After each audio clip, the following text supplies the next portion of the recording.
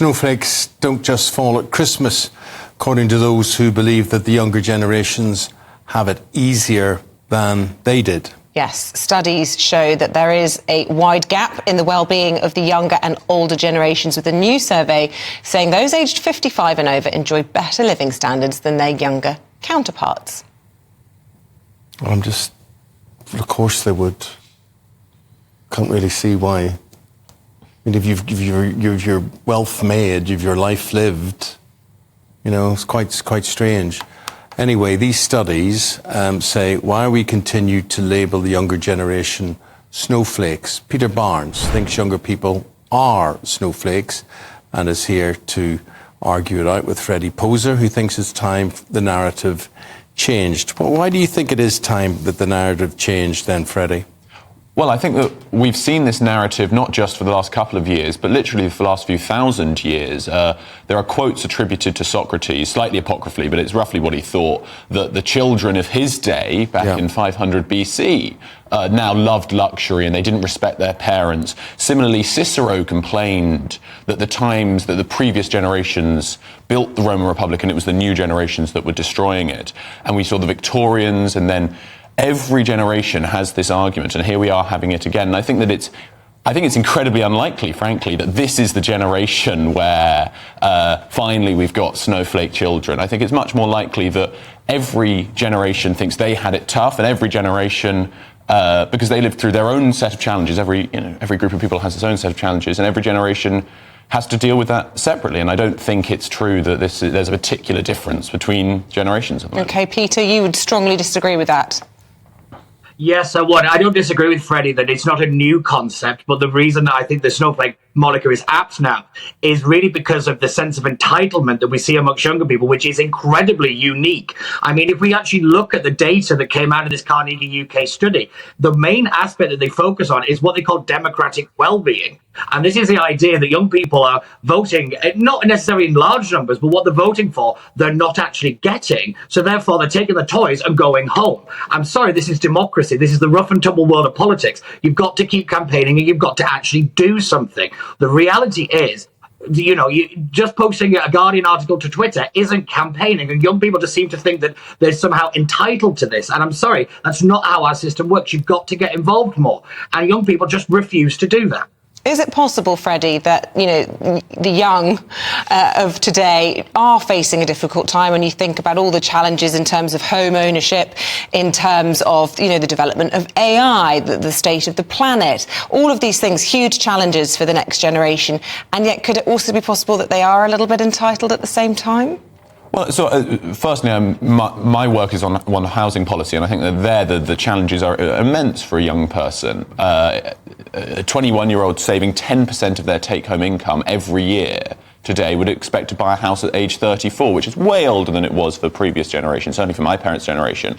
I think that in any group of people, you're going to find people who approach politics differently. I think if you looked back at debates that were had in the 80s, 70s, 60s, you could find a group of people that we might call entitled. And I don't think I think tarring an entire generation with that brush is often unfair. Do you come under that brush? Do you feel entitled? Sorry? Are you covered by that brush? Well, I think that the UK state could work a lot better for all of its citizens, and if that's entitled and I'm going to work to make that better, I make no apologies for that. Peter, what do you think is the answer to this, what you see, this generation of snowflakes, and what's the cause? I think the main cause is that, like I said, it's the fact that if we look at what they mainly vote for, most voted to remain in the European Union. That didn't happen. Most voted to leave the United Kingdom in the Scottish referendum. That didn't happen. Most voted for Jeremy Corbyn in the Labour Party, and they've not been in power in 13 years. I think the root cause of this is they keep voting for things that don't happen, so therefore feel disengaged from the system. What I would say is how to actually fix the problem is to turn up. Decisions are made in the room, whether you're in it or not. And, you've got to be in the room when these decisions are being made. I completely agree with Freddie that, we've got to start fixing things like housing, and the kind of economic situation for young people is dire. But it's not going to change by just screaming in the street just because Donald Trump became president. You're not being taken seriously because you're not serious people. So your suggestion is, how do they get into that room? Well, literally, get involved. Join a political party. Join a charity. Join anything. There's lots of different ways to get involved in your community, whether it be nationally, locally, on a particular issue. There's lots of ways to do it. This idea that it's like a locked out community. I'm sorry, it's just fundamentally untrue. I grew up in the northwest of England, and now I get to do this for a living. It's you've just got to really push yourself, and a lot of young people just don't do that anymore. Freddie, do you think that's fair? Do you think that the young are politically disengaged? I mean, haven't we just seen Boris Johnson put the youngest ever person into the Lords? Well, I think that the claim that people, you may or may not think that protest is ineffective, but that's been a standard way that young people have got involved in politics for decades. Millions marched against the Iraq War, the Vietnam War. Those were generally younger crowds. I don't think that applies specifically to this generation. That's my point. I think that it can feel relatively impotent to be a young person with your own ideas and not have the experience to get involved in politics. But I completely agree that the thing to do is, for example, if you care about the housing crisis, come volunteer with me at Priced Out. But you can change things, I agree. But I don't think it's particular to this generation that there's a lot of impotent whining, particularly. Well, there we go. Any more to say on that, Eamon? Yeah, just Freddie and Peter, would you, when you look at your own parents or your grandparents, would you accept they had things harder when you actually look at maybe they had to do manual work, for instance, or certainly technology, when we think, of life before mobile phones, life before tablets, all that sort of thing, life before televisions that had remote controls. We actually had to get up and press a button to do things, to change a channel. I mean, would you have liked to have lived 50 years ago, 60 years ago, 100 years ago? Well, I think there's no doubt that living standards compared to 100 years ago are no question. You'd much rather live now. And I think that's true for almost everyone on the planet, which is an incredible thing to be proud of.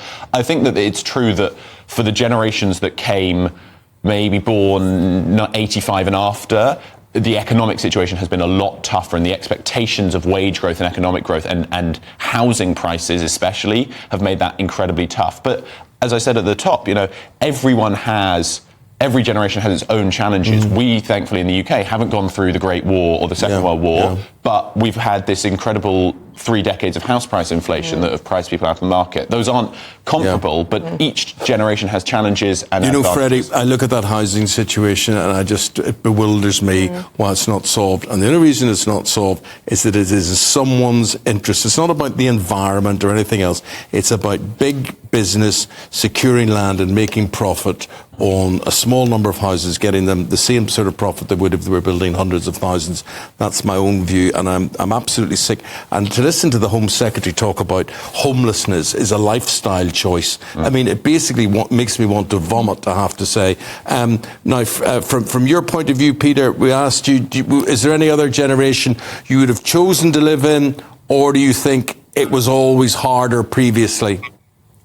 I happen to agree with Freddie on this one. I think it's better to live now than it is at any other point. And I do agree the economic situation is terrible. I think the one thing that makes the younger generation going right now is we're going through a kind of new industrial revolution, whether it be technology, the influence of AI, and I just don't think we're really prepared as a society for how that's going to change. Totally agree. The makeup of the nation, and I think that's a major factor that we've got to play into this, and where I do have a lot of sympathy with younger people. But like I said, for me, if you want to start changing things, you've got to get in the room. Until you do that, Freddie Poser, Peter Barnes, we say goodbye and thank you to both of you. Guys. I'm just Very curious whether you would have liked to have lived in another era, because I think I would have. No, I mean, you would have because of fashion or something like that. I would have liked a pre-mobile phone, kind of pre-car. My mum, I don't know if it's romantic idealisation, but the idea of kids playing in the street because you weren't going to get run over, breathing clean air, not having to be on your phone in your bedroom, actually being in a community. I miss all that. I grieve all of that. I listen to 15-year-old commentators talk about how awful the 70s were and whatever. Not your experience. Well, there were some very bad things happened in the 70s, but I honestly was at my happiest in my 70s. Okay, I was 10, Captain Scarlet was on the TV, But your mum would kick you out and you would play all day with all your friends in the street. All day, literally from 9 o'clock. Modern children cannot you barely let them out the door because you're so afraid of everything that's out there. So I honestly would choose the 70s. It was interesting there that Freddie was saying that from 1985 onwards, things got economically so tough. And I think that's absolutely right. The 70s, whatever we lacked, it made up for it in so many ways.